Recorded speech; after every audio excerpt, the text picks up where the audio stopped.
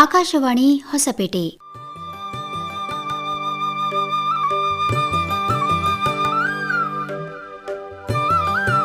ಕೇಳಿ ನಾಟಕ ಜಲಶ್ರೀ. ರಚನೆ ಮತ್ತು ನಿರ್ದೇಶನ ಮಂಜುನಾಥ್ ಮೇಟಿ. ಭಾಗವಹಿಸುತ್ತಾರೆ ಸಂಡೂರು ತಾಲೂಕಿನ ತಾಳೂರು ಗ್ರಾಮದ ಸರ್ಕಾರಿ ಪ್ರೌಢಶಾಲೆ ಮಕ್ಕಳು.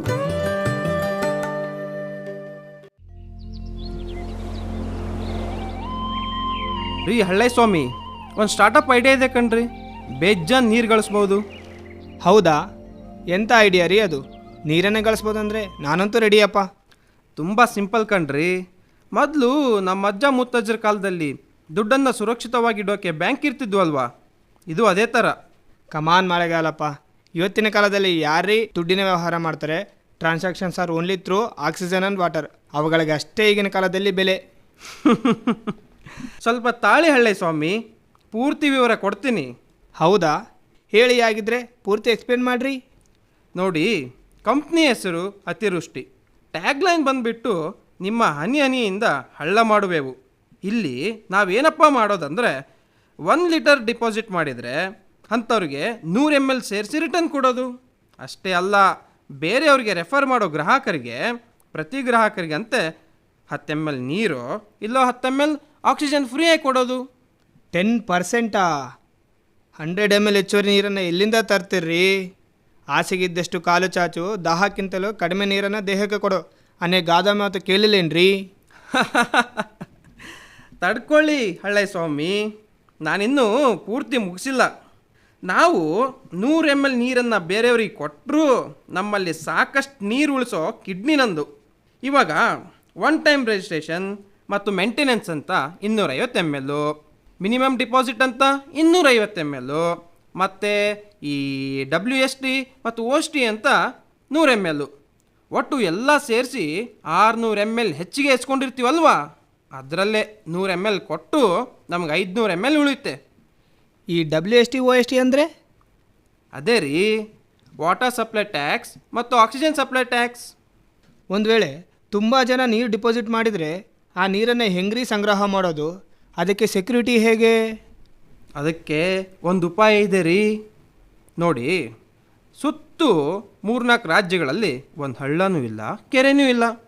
ಈ ಎಲ್ಲ ನೀರನ್ನು ಸಂಗ್ರಹ ಮಾಡಿ ಒಂದು ಚಿಕ್ಕ ಹಳ್ಳನೋ ಇಲ್ಲ ಕೆರೆನೋ ಮಾಡಿ ಅದನ್ನೇ ಒಂದು ಪ್ರವಾಸಿ ತಾಣ ಅಂತ ಮಾಡ್ಬೋದು. ಮಕ್ಕಳಿಗೆ ಎಷ್ಟಂತ ಶಾಲೆಯವರು ಆ್ಯನಿಮೇಷನ್ ಮುಖಾಂತರ ಹಳ್ಳ, ಕೆರೆ, ನದಿನ ತೋರಿಸ್ಬೋದು ಹೇಳಿ? ಎಲ್ಲ ಶಾಲೆಗಳಲ್ಲೂ ಪ್ರಚಾರ ಮಾಡಿದರೆ ಆಯಿತು. ಒಬ್ಬರಿಗೆ ಬರೀ 20 ml ಪ್ರವೇಶ ದರ ಇಟ್ಟರೂ ಕೂಡ ಯೋಚನೆ ಮಾಡಿ, ನಮ್ಮ ಮುಂದಿನ 4-5 ತಲೆಮಾರಿನವರು ನೀರು ಕುಡಿಯೋಷ್ಟು ನಾವು ನೀರು ಮಾಡ್ಕೋಬಹುದು. ಅಷ್ಟೇ ಅಲ್ಲ ರೀ, ಈ ವರ್ಷ ನಮಗೆ ನೊಬೆಲ್ ಪ್ರಶಸ್ತಿ ಬಂದರೂ ಬರ್ಬೋದು. ಏನು ಯೋಚನೆ ಮಾಡ್ತಾಯಿದ್ದೀರಾ? ಓ, ಅವಾರ್ಡ್ ಅಮೌಂಟಲ್ಲಿ ಬರೋ ನೀರನ್ನು ಹೆಂಗೆ ಹಂಚ್ಕೋಬೇಕಂತನಾ? ಅದ್ರ ಬಗ್ಗೆ ತಲೆ ಕೆಡಿಸ್ಕೊಳ್ಬೇಡಿ, ಅದಕ್ಕೂ ಪ್ಲ್ಯಾನ್ ರೆಡಿ ಇದೆ. ಹಾಗಲ್ಲ ರೀ, ಐಡಿಯಾ ಏನೋ ಚೆನ್ನಾಗಿದೆ, ಆದರೆ ಈ ಸ್ಟಾರ್ಟಿಂಗ್ ಬಂಡವಾಳಕ್ಕೆ ಏನ್ರಿ ಮಾಡೋದು? ಏನ್ರಿ ಹಳ್ಳೆ ಸ್ವಾಮಿ ಹೀಗಂತ ಇದ್ದೀರಾ? ನಿಮ್ಮ ಅಜ್ಜವ್ರ ಆಸ್ತಿ ನಿಮಗೆ ಬರ್ತಾ ಇದೆ ಅಂತ ನಮ್ಗೆ ಗೊತ್ತು ರೀ. ಇಲ್ಲ ರೀ ಮಳೆಗಾಲಪ್ಪ, ಇನ್ನೂ ಬೋರ್ವೆಲ್ ಡಿವೈಡೇ ಆಗಿಲ್ಲ. ಒಂದು ವೇಳೆ ಬೇಗನೆ ಆದರೆ ಹೇಳ್ತೀನಿ. ಮತ್ತೆ ನೀವು ನಿಮ್ಮ ಪ್ಲ್ಯಾನ್ ಎಲ್ಲ ರೆಡಿ ಇಟ್ಕೊಳ್ಳಿ.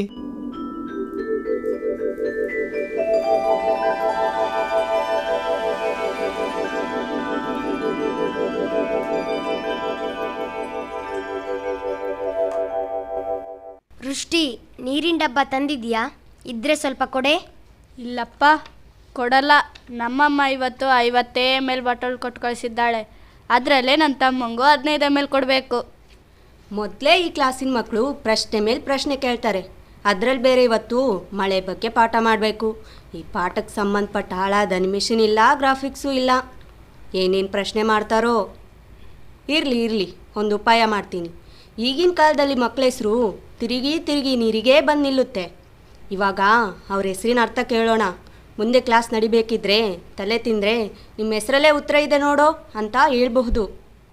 ಹಾಂ ಸ್ಟೂಡೆಂಟ್ಸ್, ಎಲ್ಲರೂ ಲಕ್ಷ್ಯ ಕೊಟ್ಟು ಪಾಠ ಕೇಳಬೇಕು. ಈ ಪಾಠ ತುಂಬಾ ಇಂಪಾರ್ಟೆಂಟ್. ಈ ಪಾಠದಿಂದ ನಿಮ್ಮ ಕಲ್ಪನಾ ಶಕ್ತಿ ಎಷ್ಟಿದೆ ಅಂತ ಗೊತ್ತಾಗುತ್ತೆ. ಮಳೆ ಎಲ್ಲರೂ ಬರ್ಕೊಳ್ಳಿ. ಮಳೆ ಎಂಬುದು ಒಂದು ಸ್ವಾಭಾವಿಕ ಕ್ರಿಯೆ ಎಂದು ನಂಬಲಾಗಿದ್ದು, ಧರೆಯ ನೀರು ಆವಿಯಾಗಿ ಮೋಡದಲ್ಲಿ ಸಂಗ್ರಹಗೊಂಡು ಆ ಮೋಡವು ತಂಪಾಗಿ ಮತ್ತೆ ನೀರಿನ ರೂಪದಲ್ಲಿ ಭೂಮಿಗೆ ತಲುಪುವುದಕ್ಕೆ ಮಳೆ ಎನ್ನುವರು. ಈ ಪುಷ್ಪ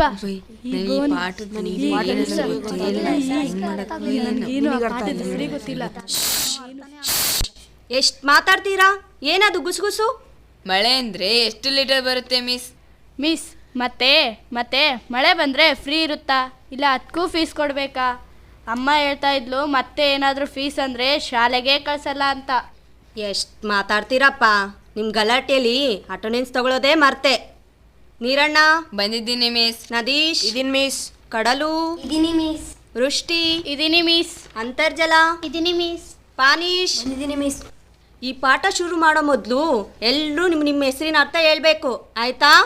ಮಿಸ್, ನೀರಣ್ಣ ಅಂದರೆ ನೀರು ಪ್ಲಸ್ ಅಣ್ಣ. ಇದು ನಮ್ಮ ತಾತನ ಹೆಸರು. ಅವರ ನೆನಪಿಗಾಗಿ ಇಟ್ಟಿದ್ದಾರೆ. ಮಿಸ್, ನಮ್ಮ ತಂದೆ ತಾಯಿಗೆ ಒಂದು ಆಸೆ ಇತ್ತಂತೆ. ಅವ್ರದ್ದು ಫ್ರೀ ವೆಡ್ಡಿಂಗ್ ಫೋಟೋ ಶೂಟ್ ಯಾವುದಾದರೂ ಒಂದು ಹಳ್ಳದ ದಂಡಿಯ ಮೇಲೆ ಮಾಡಬೇಕು ಅಂತ. ಆದರೆ ಅದು ಆಗಲೇ ಇಲ್ಲ. ಅದಕ್ಕೆ ನನ್ನ ಮುಖಾಂತರ ಏನಾದರೂ ದೊಡ್ಡದೊಂದು ನೋಡಬೇಕು ಅಂತ ಈ ಹೆಸರು ಇಟ್ಟಿದ್ದಾರೆ. ಮಿಸ್, ನಮ್ಮ ಮನೆಯಲ್ಲಿ ಸ್ವಲ್ಪ ಹಿಂದಿ ಜಾಸ್ತಿ ಮಾತಾಡ್ತಾರೆ, ಅದಕ್ಕೆ ನನಗೆ ಪನಿಷ ಅಂತ ಇಟ್ಟಿದ್ದಾರೆ. ಪನಿಷ ಅಂದರೆ ಪಾನಿ ಪ್ಲಸ್ ಈಶಾ, ಮತ್ತು ಪಾನಿ ಅಂದರೆ ನೀರು. ಮಿಸ್, ನಾನು ಹುಟ್ಟಿದ ದಿನ ನಮ್ಮ ಮನೆಗೆ ಯಾರೋ 10 ಲೀಟರ್ ನೀರು ಕೊಟ್ಟಿದ್ರಂತೆ. ಅದಕ್ಕೆ ನಮ್ಮಜ್ಜಿ ನಾನು ಹುಟ್ಟಿದ ಮೇಲೆ ಮನೆ ತುಂಬ ನೀರಾಯಿತು ಅಂತ ಖುಷಿಗೆ ನನಗೆ ಈ ಹೆಸರು ಕೊಟ್ಟರು. ಮಿಸ್, ಅದು ನಮ್ಮ ಪೂರ್ವಜರು ಕೊಳವೆ ಬಾವಿ ಮತ್ತು ಬಾವಿ ಕೊರ್ತಿದ್ರಂತೆ. ಅವರಿಗೆ ಭೂಮಿ ಒಳಗಡೆ ನೀರು ಮೊದಲು ಕಾಣ್ತಿತ್ತು. ಅದಕ್ಕೆ ನನ್ನ ಹೆಸರು ಅಂತರ್ಜಲ ಅಂತ ಇಟ್ಟಿದ್ದಾರೆ. ಅಂತರ್ಜಲ ಅಂದರೆ ಭೂಮಿ ಒಳಗಡೆ ಇರೋ ನೀರು. ವೃಷ್ಟಿ ಅಂದರೆ ಮಳೆ ಅಂತೆ ಮಿಸ್. ಆದರೆ ಮಳೆ ಅಂದರೆ ಏನು ಅಂತ ಪಾಠ ಮುಗಿದ ಮೇಲೆ ಹೇಳ್ತೀನಿ.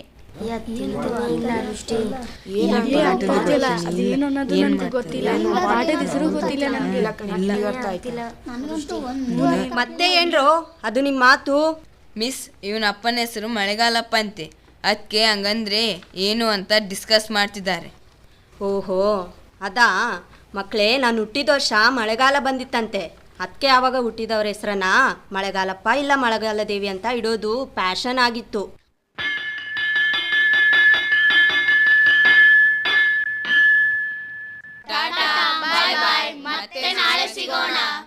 ಹಬ್ಬ, ಹಂಗೂ ಹಿಂಗೂ ಕ್ಲಾಸ್ ಮುಗೀತು. ನಾಳೆ ಮತ್ತೆ ಏನಾದರೂ ಉಪಾಯ ಮಾಡಿ ಈ ಪಾಠ ಮುಗಿಸ್ಬಿಡೋಣ.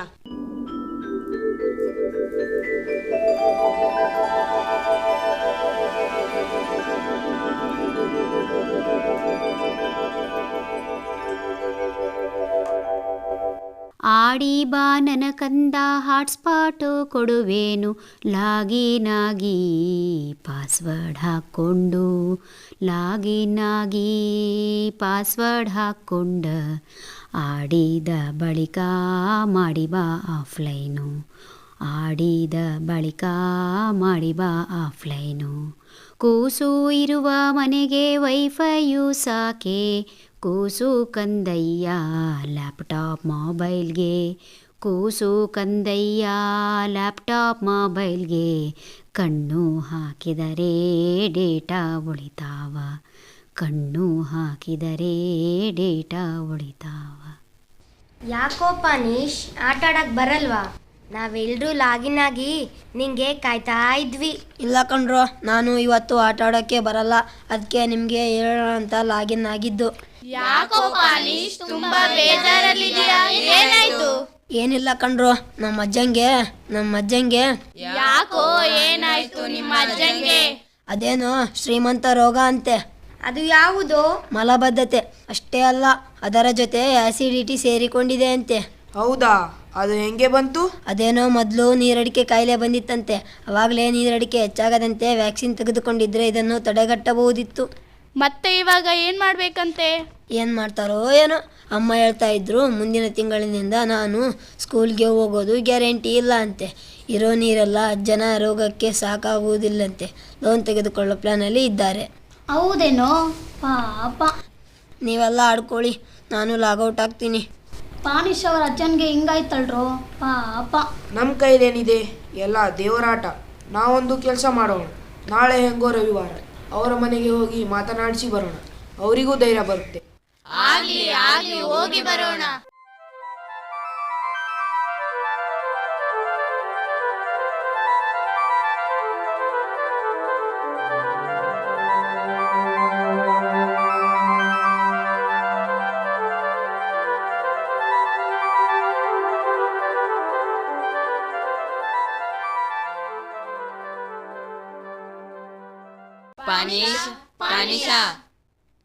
ಬನ್ನಿ ಮಕ್ಕಳೇ ಬನ್ನಿ ಒಳಗಡೆ.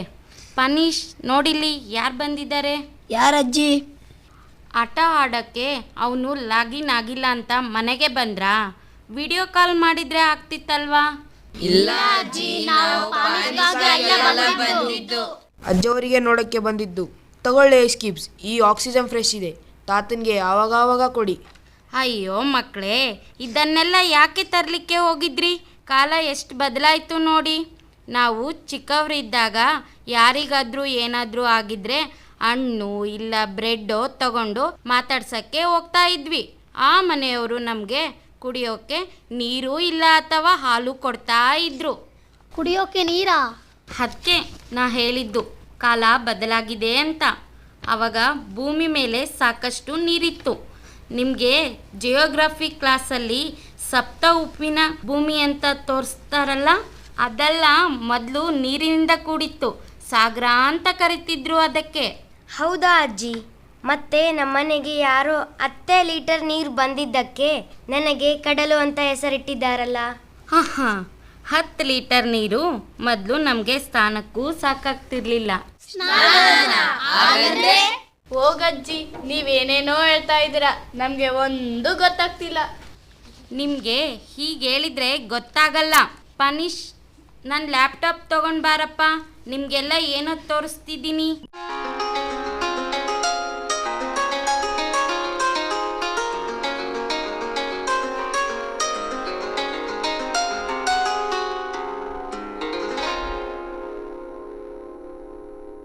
ಹಳ್ಳೆ ಸ್ವಾಮಿ, ನಿಮ್ಮ ತಂದೆಯವರ ಆರೋಗ್ಯ ಬಗ್ಗೆ ತಿಳಿತು. ಪಾಪ, ಹೀಗಾಗಬಾರ್ದಿತ್ತು. ಏನು ಮಾಡೋದ್ರಿ ಮಳೆಗಾಲಪ್ಪ, ನಮ್ಮ ಟೈಮೇ ಸರಿ ಇಲ್ಲ. ನೀವು ಹೇಳಿದ ಸ್ಟಾರ್ಟಪ್ ಐಡಿಯಾ ಬಗ್ಗೆ ಎಷ್ಟೋ ಆಸೆ ಇಟ್ಕೊಂಡಿದ್ದೆ. ಅದೇ ವಿಚಾರದಿಂದ ನೀರು ಕೂಡಿಸ್ತಾ ಇದ್ದೆ. ಇವಾಗ ನೋಡಿ, ದುಡ್ಡು ಹರಿಸಿದ ಹಾಗೆ ನೀರನ್ನು ಖರ್ಚು ಮಾಡಬೇಕು. ಇರಲಿ, ಸಮಾಧಾನ ಮಾಡ್ಕೊಳ್ಳಿ. ಯಾರೇನು ಮಾಡೋಕ್ಕಾಗುತ್ತೆ? ಟೈಮ್ ಟು ಟೈಮ್ ನೀರು ಕುಡಿ ಅವರಿಗೆ. ಹಾಂ, ಇನ್ನೊಂದು ಮಾತು, ನೀರಡಿಕೆ ಅನ್ನೋದು ಒಬ್ಬರನ್ನ ನೋಡಿ ಮತ್ತೊಬ್ಬರಿಗೆ ನೀರು ಕುಡಿಬೇಕನ್ಸೋ ಕಾಯಿಲೆ. ಮೊದಲು ಮನೆ ಮಂದಿಗೆಲ್ಲ ನೀರಡಿಕೆ ಆಗದಂತೆ ವ್ಯಾಕ್ಸಿನ್ ಹಾಕಿಸಿ. ಹೌದು ರೀ, ಅದು ಸರಿಯೇ. ಆಯಿತು, ಮತ್ತೆ ಸಿಗೋಣ. ಮಳೆಗಾಲಪ್ಪ, ಬನ್ನಿ ಮನೆಗೆ 5 ನಿಮಿಷ ವೈಫೈ ಯೂಸ್ ಮಾಡಿ ಹೋಗಿ. ಹೇಳೋದೇ ಮರ್ತಿದ್ದೆ, ನಮ್ಮ ಮನೆಯವರು ಕಾಲ್ ಮಾಡಿದ್ರು. ನಿಮ್ಮ ಮಗ ನಮ್ಮ ಮನೆಯಲ್ಲೇ ಇದ್ದಾನಂತೆ, ಕರೆದುಕೊಂಡೇ ಹೋದಂತಾಗುತ್ತದೆ. ಬನ್ನಿ.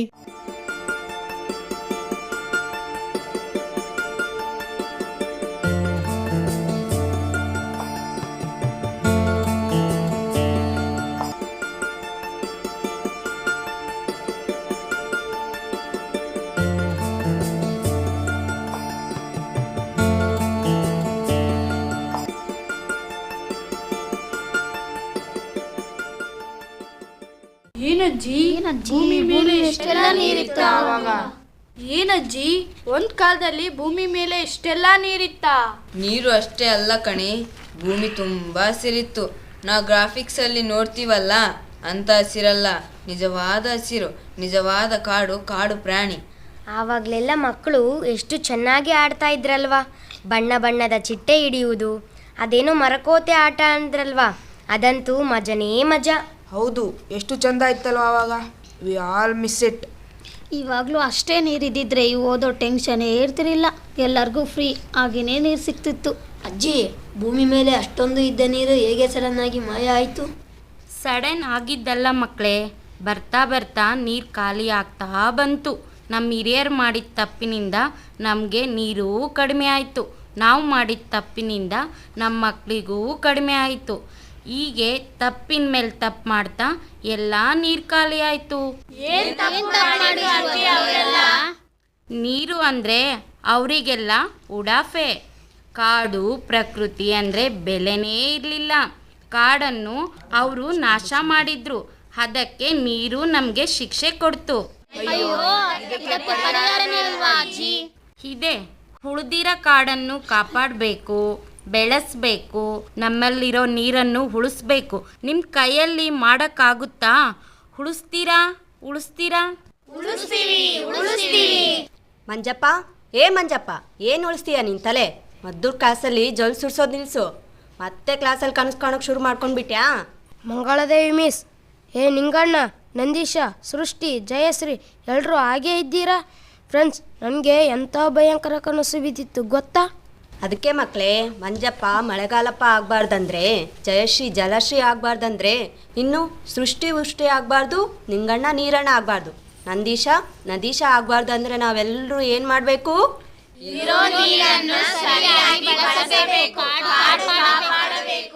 ನನ್ನ ಮಂಗಳದೇವಿಯಾಗಿನೇ ಉಳಿಸ್ರಪ್ಪ, ಮಳೆಗಾಲ ದೇವಿಯಾಗಿ ಮಾಡಬೇಡಿ. ಇದುವರೆಗೆ ಜಲಶ್ರೀ ನಾಟಕ ಕೇಳಿದಿರಿ. ರಚನೆ ಮತ್ತು ನಿರ್ದೇಶನ ಮಂಜುನಾಥ್ ಮೇಟಿ. ಸಹಕಾರ ಲೋಕೇಶ್ ಜಿ.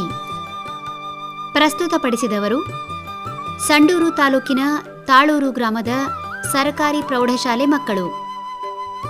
ಪಾತ್ರ ಪರಿಚಯ: ಜಲಶ್ರೀ ನಾಗರತ್ನ ಹಿರೇಮಠ್, ಮಂಜಪ್ಪ ತರುಣ್ ಸೋಗಿ, ಹಳ್ಳಯ್ಯ ಸ್ವಾಮಿ ಲೋಕೇಶ್ ಜಿ, ಮಳೆಗಾಲಪ್ಪ ಮಂಜುನಾಥ್ ಮೇಟಿ, ನದೀಶ ಶ್ರೀ ಗಣೇಶ, ನೀರಣ್ಣ ಕಿರಣ್ ಬಿ, ಕಡಲು ಹಗರಿ ಭವಾನಿ, ವೃಷ್ಟಿ ಚಿನ್ನ, ಅಂತರ್ಜಲ ಪುಷ್ಪವತಿ, ಪಾನೀಶ ಪುನೀತ್ ಟಿ, ಮಳೆಗಾಲ ದೇವಿ ನಾಗವೇಣಿ ಬಿ.